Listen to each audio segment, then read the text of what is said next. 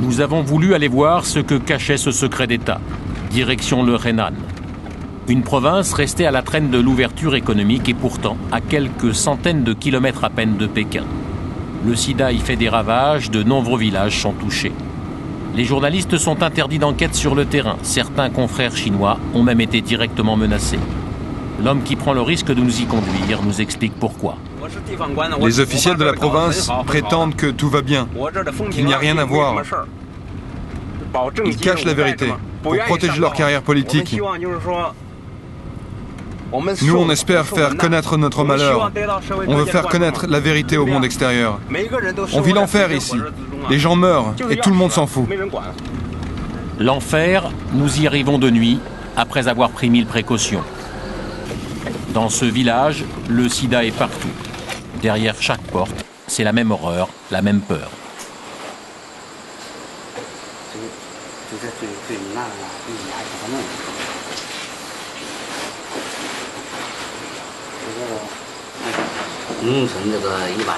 Vous savez, c'est la campagne ici. Il n'y a pas de prostitution. Alors on s'est demandé d'où pouvait bien venir le sida.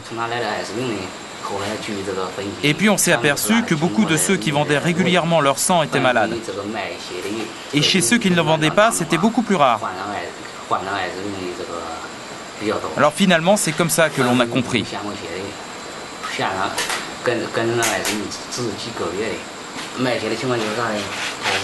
Vous voulez savoir comment se passait la collecte? Dans les centres, avec une seringue, ils te prenaient plusieurs centaines de centimètres cubes de sang. À peu près 800 centimètres cubes.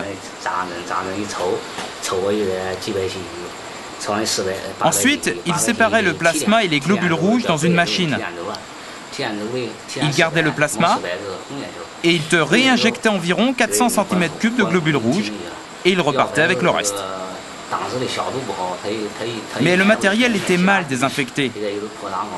Ça peut te donner bien sûr toutes sortes de maladies et pas seulement le sida.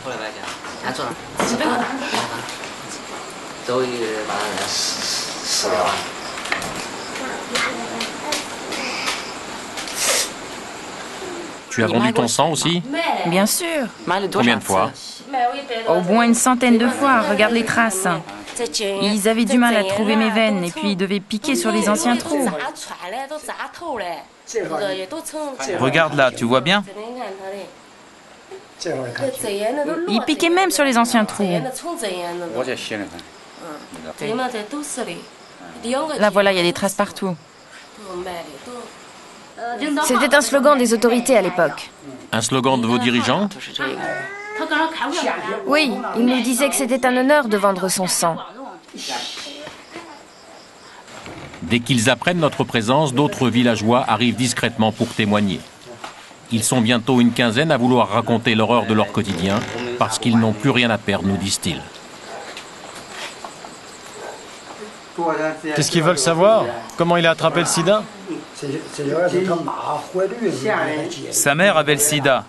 Lui aussi est contaminé. Elle avait vendu son sang.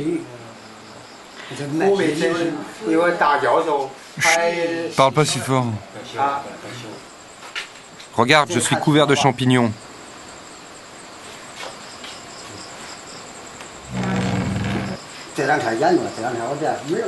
Et là, derrière, je ne sens plus rien. Seule aide accordée par le gouvernement, un bon de 6 € par mois pour l'achat de médicaments.